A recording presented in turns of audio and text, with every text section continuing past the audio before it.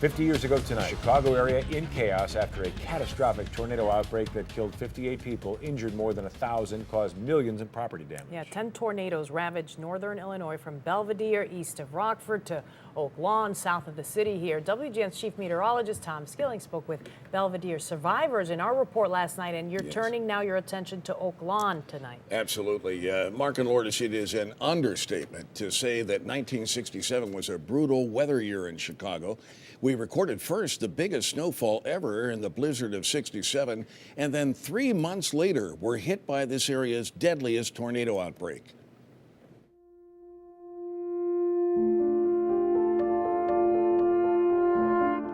Hundreds of homes were damaged or destroyed. Hundreds and hundreds of trees were uprooted, dozens of businesses. So just the look and feel of the community was forever changed.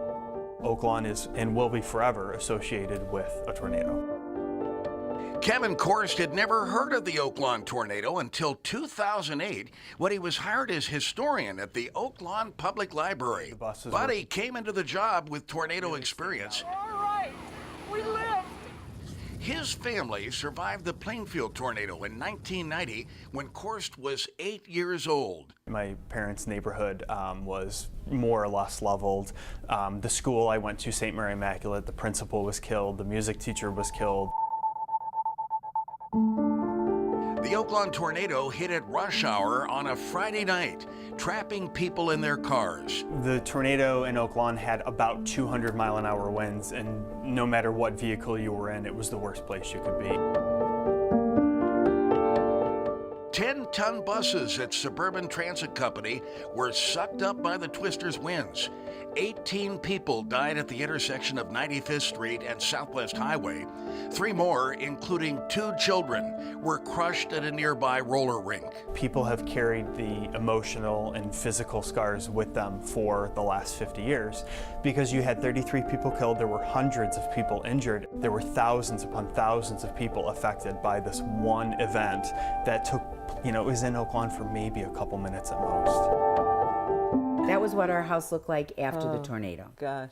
Jody Marnaris and Patty Ernst were best friends in grade school. Their large Catholic families were gathering that night in their honor. I was supposed to make my confirmation at St. Gerald's Church. And I remember that I jumped into the shower, and I wasn't in there for very long, and someone was banging on the door for me to get out.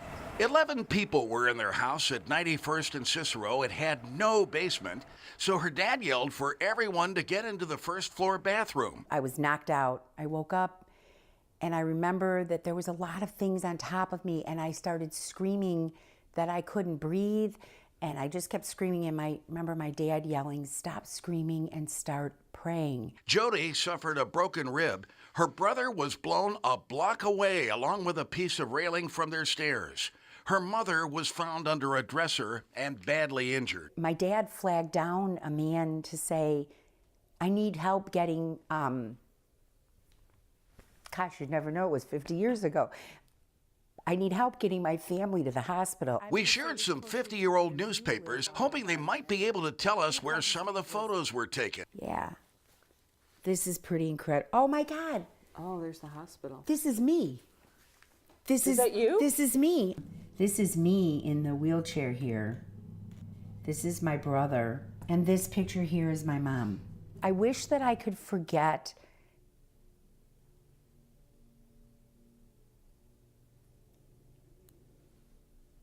but you can't. When it gets to looking anywhere near green, that's when I go back to 50 years ago. Patty Ernst was Jody's best friend, also getting ready for her confirmation at St. Gerald's. The clouds seemed to really get heavy and come down low, and they were moving, they were swirling, and it was green. I've never really seen anything like that again. Her family, the Kolbs, lived on 50th Avenue near 92nd Street. They had a basement, and after that day, will never live in a house without one. I remember my dad, kind of crawling up the stairs and saying, "Oh my God, we've been hit." My family was so lucky. All of our windows were broken in, our roof, a lot of the shingles were off, our garage blew away, our car was crunched. Her father, Ernie Kolb, was village clerk at the time, one of the many leaders the community turned to help pull them through this disaster. I followed him down to the end of the corner at 92nd and 50th Avenue, which of course was some of the worst hit, and he cried. And I've never seen my dad cry, so that was an image I'll never forget. Other than when my grandfather passed away, I think that was the only time I ever saw my dad cry, is when we just stood there staring at this. It was just a huge pile of debris. Housing was scarce and families were scattered. I lost track of her. I didn't know what her married name was. I couldn't find her. Public Radio's Curious City was searching for tornado survivors to tell their stories, and both Patty and Jody stepped up. They soon realized they were long-lost friends. The tornado split us up, and the tornado actually brought us back together again. Though all of their family photos were destroyed 50 years ago, she wanted to show us one of the few things that stood up to 200-mile-per-hour winds. This is Mother Cabrini. You could see the tip of her nose is gone. Now, so how does a little plaster statue survive? And this doesn't. The whole house doesn't. Jody's old house was rebuilt, almost identical to the one they lost. Patty's childhood home carries a plaque.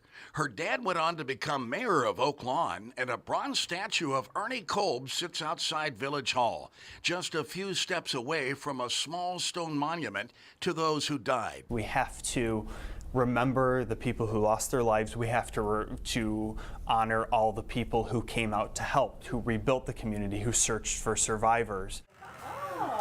Patty and Jody are doing their best to close the 49-year gap in their friendship and realize just how lucky they are to be part of Oak Lawn's living history. And I am a tornado survivor. She sure is. And a new exhibit called Voices in the Wind opened tonight at the Oak Lawn Public Library. It features hundreds of rare photographs and film footage, as well as many written and oral stories. You can share this story and see much more raw footage from the WGN archives at WGNTV.com. But, you know, you talk to these people that go through this is such a life-altering event.